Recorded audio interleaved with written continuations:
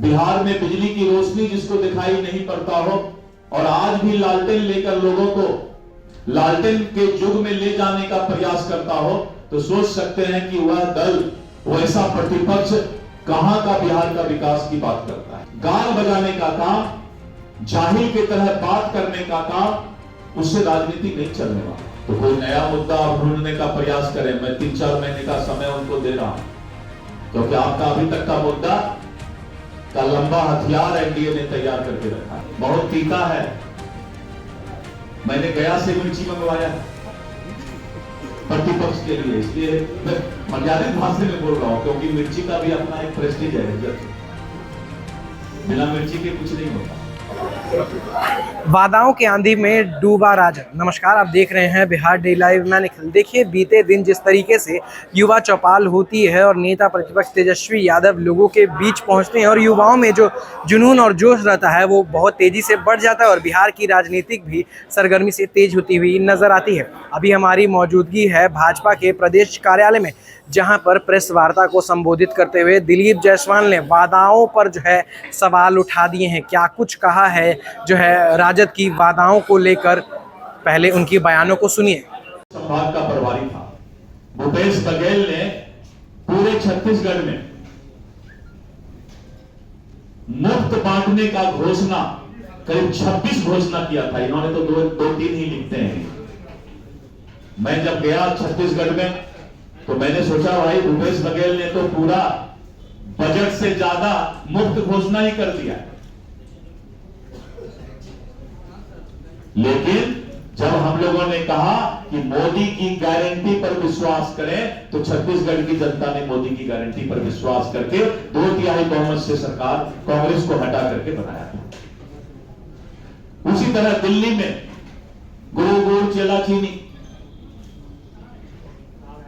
और अरविंद केजरीवाल ने जिस तरह दिल्ली में भी मुफ्त बांटने का एक दुकानदारी चलाया था, आपने देखा उसका क्या हालात हुआ।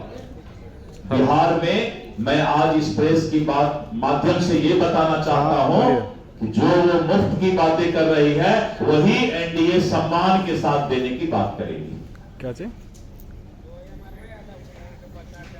और तीसरी बातें आज मैं प्रेस के माध्यम से आपको बताना चाहता हूं कि भारतीय जनता पार्टी का संगठन महापर्व समाप्त हुआ है और हम करीब 60 लाख प्राथमिक सदस्य बनाए हैं। और पहले हमारा 1137 मंडल यानी प्रखंड का जो पार्ट होता है वो 1137 था। हमने अपने अध्यक्षीय काल में स्पैन ऑफ मैनेजमेंट को और गांव-गांव तक पहुंचाने के लिए, जिससे कि हम बूथ कमेटी को और मजबूत कर सकें, क्योंकि बूथ जीता चुनाव जीता, अंतिम हमारा इकाई बूथ होता है। इसलिए हमने मंडल को बढ़ाकर 1422 मंडल हमने कर दिया। और जिला हमारा संगठन का जिला 46 था पहले, और 38 प्रशासनिक जिला और पुलिस जिला इसके अलावा है। लेकिन हमारा 45 पहले संगठन का जिला था और हमने उसको संगठन का जिला बढ़ा करके 52 जिला कर दिया। और हमें अब 52 जिला के माध्यम से 52 जिला माध्यम से हम संगठन को नीचे तक ले जाएंगे। और इतना ही नहीं, हमारे करीब 1.5 लाख सक्रिय सदस्य बने हैं जो हमारे की मेंबर हैं, और वैसे लोगों का हमने फौज तैयार किया है। और मित्रों, इसी कार्यकर्ताओं के भरोसे से मैंने जिस दिन मेरा विधिवत घोषणा हुआ तो हमने कहा कि इस देश के अंदर 2 सेना है, 2 फौज है। एक फौज है, एक सेना है जो देश के सीमा की सुरक्षा करता है। प्रतिपक्ष के लोग भी कान खोलकर सुन लें।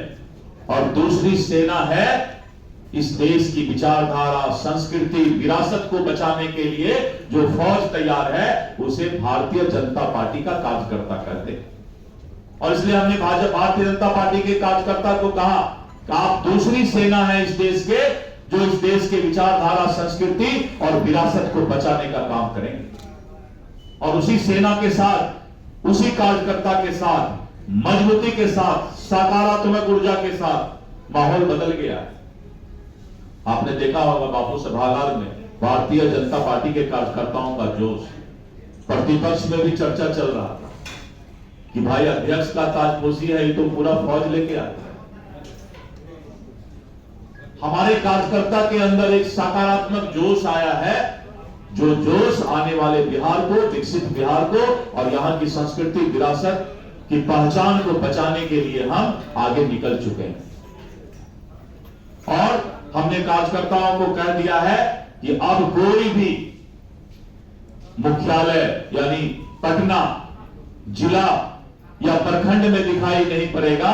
सभी हमारे नेता अब चलो गांव की ओर, चलो बूथ की ओर, इस नारा के साथ हम जो है अब राजनीति शुरुआत करने जा रहे हैं।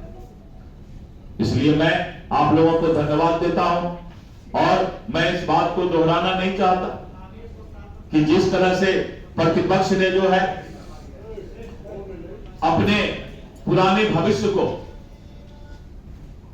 बिहार की जनता कभी भूल नहीं सकती है, और जिस तरह से बिहार के अंदर का माहौल था उसको कभी बिहार की जनता भूल नहीं सकती। दोहराने पर वो बोलते हैं कि जंगल राज की बात की जा रही। मैं जंगल राज की बात नहीं करता,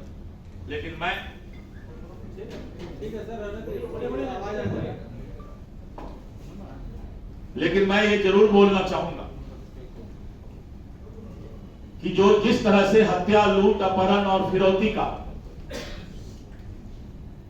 प्रदेश, इस बिहार का नाम इस चारों चीज से जाना जाता था, आज बिहार को का पहचान नीतीश कुमार जी के नेतृत्व में बदला है। और जिस तरह से राजद के शासनकाल में हमारे बिहार की छवि धूमिल हुई थी, उस बिहार के छवि को धीरे धीरे फिर से धरातल पर लाने का काम किया जा रहा है।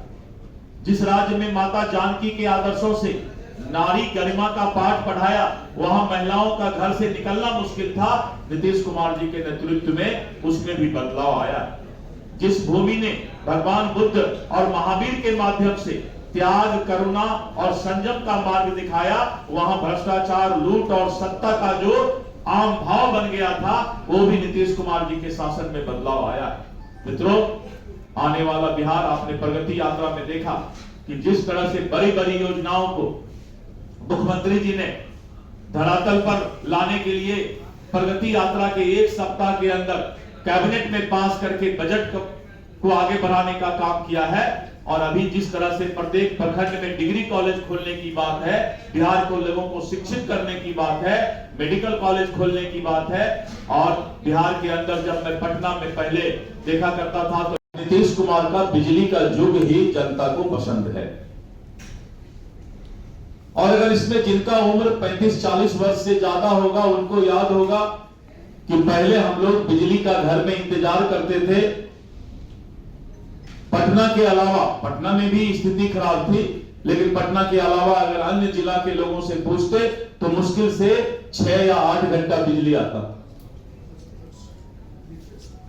तो जब बिहार में बिजली की रोशनी जिसको दिखाई नहीं पड़ता हो और आज भी लालटेन लेकर लोगों को लालटेन के युग में ले जाने का प्रयास करता हो, तो सोच सकते हैं कि वह दल, वैसा प्रतिपक्ष कहां का बिहार का विकास की बात करता है। राजनीति में मर्यादा पार करके उम्र के ऊपर भी टीका टिप्पणी की बात करने की आती है। वो भूल जाते हैं कि सभी इंसान को एक ना एक दिन उसी उम्र में आना है। और ये भी भूल जाते हैं कि दुनिया का सबसे विकसित देश अमेरिका और वहां का राष्ट्रपति के उम्र का शायद उनको पता नहीं। उम्र का अनुभव, उम्र का तकाजा देश को आगे ले जाने का काम करता है। लेकिन कल आपने देखा कि किस तरह की मर्यादा विहीन बातें उन्होंने माननीय नीतीश कुमार जी के बारे में कहा। उनको पता करना चाहिए कि अमेरिका के राष्ट्रपति का उम्र क्या है, चीन के प्रधानमंत्री और राष्ट्रपति का उम्र क्या है, रशिया को चलाने वाले का उम्र क्या है, इस देश के जितने महत्वपूर्ण विकसित देश है उनके राष्ट्रीय अध्यक्ष का उम्र क्या है, यह भी तो पता करना चाहिए। गाल बजाने का काम, जाहिल की तरह बात करने का काम उससे राजनीति नहीं चलने वाला है। राजनीति में आपको किसी एक मुद्दा पर स्थिर होना होगा। क्या हुआ? अपराध, बेरोजगार, उससे आप नीतीश कुमार जी के सरकार को, एनडीए के सरकार को बदनाम नहीं कर पाए, तो अब आप अरविंद केजरीवाल का चेला बनने के चक्कर में हैं, मुफ्त बांटने की बात कर रहे हैं। मैं आज इस प्रेस के माध्यम से बिहार के आम जनता को बताना चाहता हूं कि आपको जो भी सुख सुविधा है, जो भी आपको वादा है, वो नीतीश कुमार की सरकार ही पूरा करेगी। ऐसे लोग कभी पूरा नहीं करेंगे जो सिर्फ गाल बजाने का काम करते हैं, उनको कभी जनता सत्ता में नहीं लाएगी। इसलिए उनका यह भी मामला फेल होने वाला है।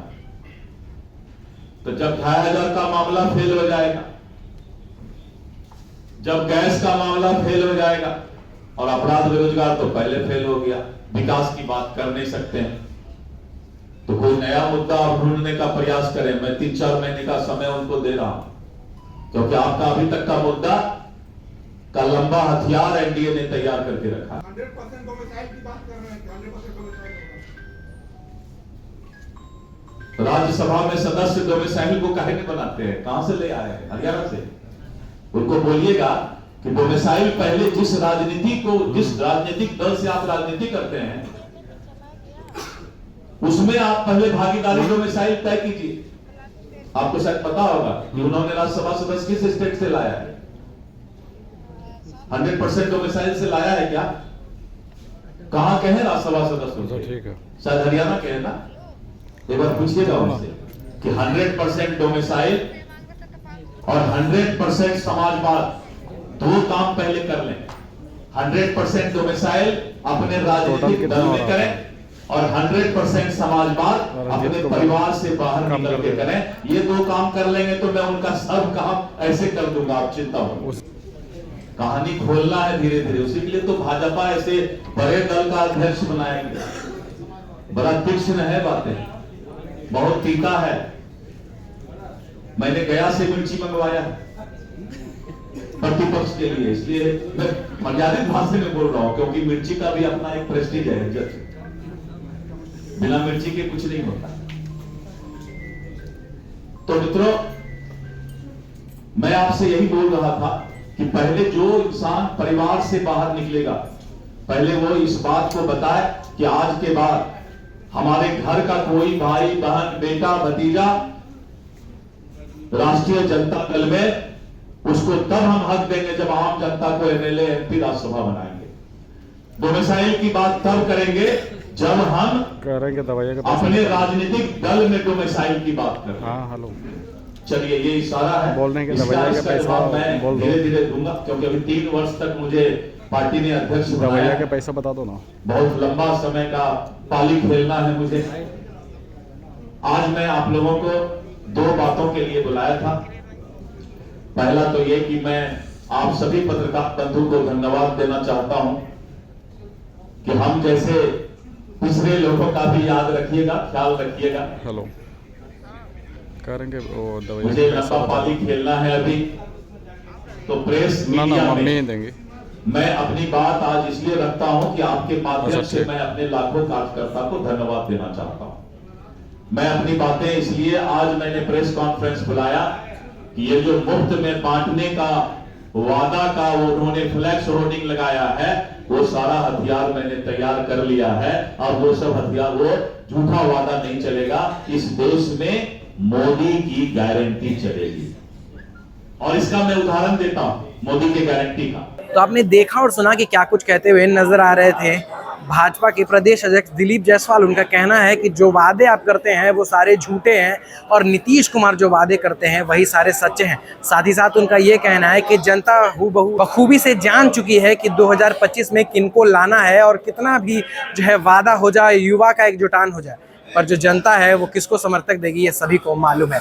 बाकी बात इस वीडियो के माध्यम से कैसी लगी कमेंट सेक्शन में ज़रूर साझा करें। तब तक के लिए जुड़े रहे हमारे साथ, देखते रहे बिहार डे लाइव। धन्यवाद।